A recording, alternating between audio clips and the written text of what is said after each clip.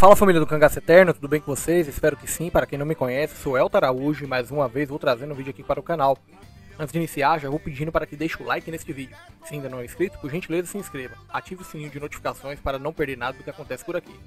Se possível, também se inscreva no meu novo canal, o Historicamente Falando. Eu deixarei o link do mesmo logo aí abaixo no nosso primeiro comentário fixado. Agora, sem mais delongas, vamos para o vídeo. Antes de iniciar essa história, é necessário fazer algumas ponderações. Tudo que aqui for falado é embasado na literatura, na tradição oral e nos depoimentos daqueles que viveram a época do cangaço, com relação à figura do personagem principal deste vídeo. De forma alguma, queremos denegrir a imagem de seus familiares, e sim contar o que a história nos apresenta. Amâncio Ferreira da Silva, ou simplesmente De Luz, nascido em 11 de agosto de 1905, no estado de Pernambuco, não se sabe ao certo qual a sua cidade de origem. Alguns dizem São Bento do Una, outros dizem Gravatá. Mas afirmar de certeza não é possível. Ainda bem jovem, De Luz seguiu para o estado do Sergipe, onde seguiu a sua carreira militar. Era genioso, perverso e extremamente perigoso. Porém, De Luz era muito eficaz naquilo que fazia, e isso atraiu a ele a amizade com alguns poderosos da região. Naquelas bandas do Canindé de São Francisco e Propriá, o nome de De Luz já era famoso. Um daqueles que ele supostamente teria proteção era o poderoso Dr. Ercílio Porfírio de Brito. Nas hostes do cangaço, a sua volante era tida como uma das mais cruéis e perigosas. O sargento De Luz conduzia tudo com muito rigor e perversidade. Mas precisamos parar a história e fazer uma ressalva importante. Esta foto que está aparecendo para vocês agora, aí no vídeo, ficou conhecida por ser do sargento De Luz. Mas houve um grande equívoco na história. Já foi comprovada que não se trata de De Luz. Essa foto popular é do sargento Juvencio. Para analisar melhor, entendemos que a foto completa das entregas, onde aparece Maria de Pancada, Pancada, 25, entre outros, está alguns militares. Ali se fazem presente o sargento De Luz e Venâncio.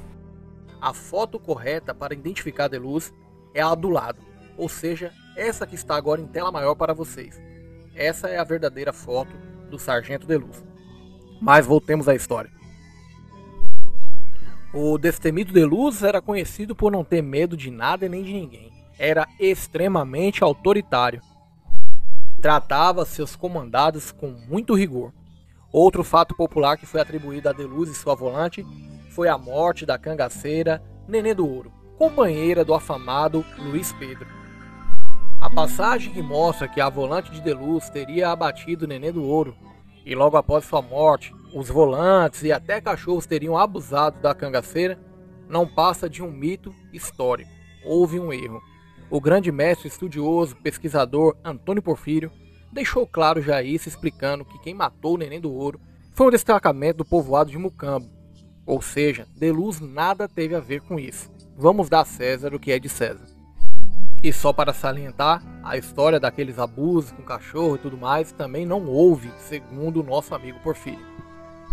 Após o fim da campanha contra o cangaço, De Luz continuou estabelecido na região de Canindé. Ali, devido à sua influência com os poderosos da região, ganhou o cargo de delegado. E se engana aqueles que acham que os modos operantes de De Luz melhorou. De forma alguma, pelo contrário, continuou agindo com perversidade. Diz a tradição oral que quando prendia alguns ladrões da região, no trajeto costumava amarrar as mãos e as pernas destes a uma grande pedra e jogar no rio. Obviamente que isso pode ser um mito da região, mas é o que se diz que acontecia por lá. Outro fato que também podemos atribuir a De Luz é que, segundo o saudoso Alcino Alves Costa, consta no livro Lampião em Sergipe, De Luz teria dado uma tremenda surra de forma injusta em João Mulatinho, o pai da cangaceira Adília e Demudado. Essa agressão teria deixado até mesmo o senhor aleijado. Já como delegado, a história mais popular de De Luz veria à tona. O antigo sargento, caçador de cangaceiros, faria mais uma vítima, mesmo pós-cangaço. O ex-cangaceiro Juriti decidiu voltar para aquelas bandas de sertão sergipano. Mal ele sabia que ali seria o seu fim. A notícia que Juruti estava na região chegou aos ouvidos de Deluz. E não era de esperar algo diferente. Deluz e seus comparsas foram até o local, prenderam Juruti. Amarrado a uma corda, Deluz transporta Juruti na direção de Canindé.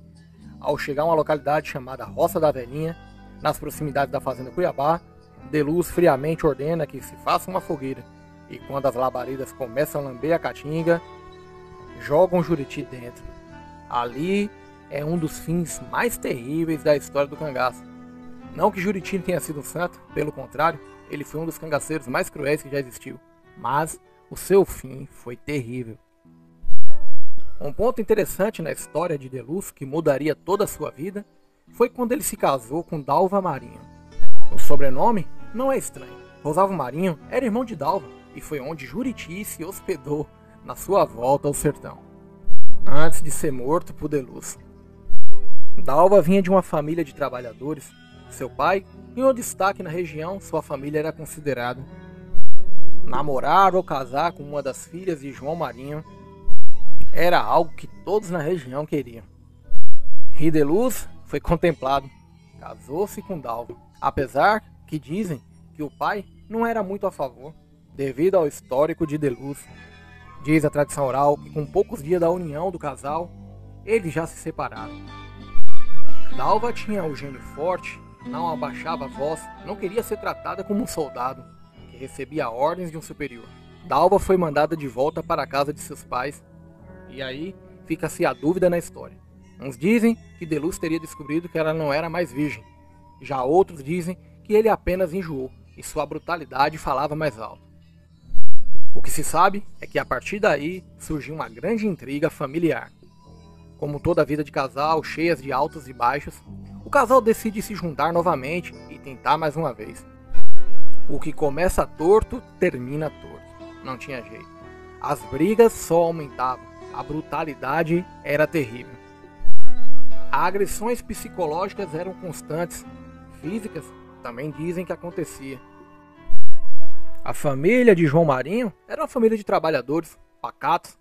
Não eram homens de briga, mas eram extremamente valentes e corajosos. Mas um fato mudaria tudo isso. Dalva acaba por engravidar de Deluz. A família tende a entender que o homem vai melhorar com a vinda de um filho.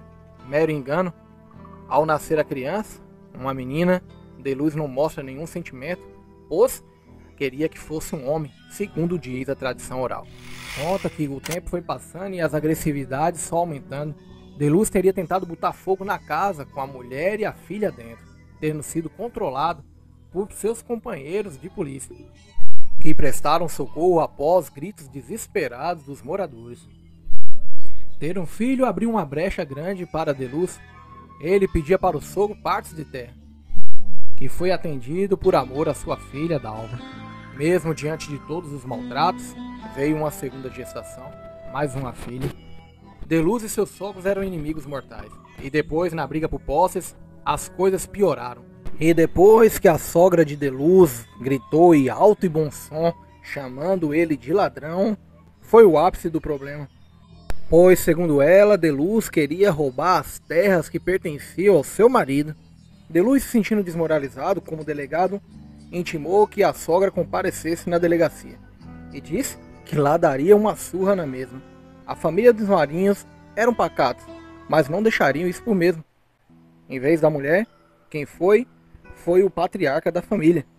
E ao chegar lá, junto com os filhos, agrediram Deluz, só não o matando porque os filhos interviram na situação, não deixando que o pai cometesse o crime. O ódio só aumentava entre as famílias. João Marinho sabia que aquilo não acabaria bem. Deluz continuava autoritário na cidade, mandava em todo mundo. Para matar alguém, era 2 minutos. O dono da fazenda Araticum fazia de suas posses um império e queria expandi-los. Mas no dia 30 de setembro de 1952, a sua história chegaria ao fim. Diz a tradição oral que Deluz pretendia voltar ao estado de Pernambuco, cumprir uma vingança. Supostamente teriam matado alguns de seus familiares. Ele iria lá para cumprir a vingança e na volta traria consigo um de seus irmãos, que era considerado um pistoleiro nato, e possivelmente outros comparsas. O intuito? acabar com João Marinho e seus familiares. Mas não houve tempo para isso. Quando Delúcio se preparava para a viagem, foi tocaiado e morto.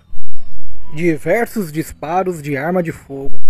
O suposto mandante do assassinato seria o sogro de Delúcio, João Marinho. Os algozes, o filho Jonas Marinho, João Maria Genro e Vicente da Mata Grande, Manuel Vigia e Cícero Cupira. Pessoas destemidas de extrema confiança.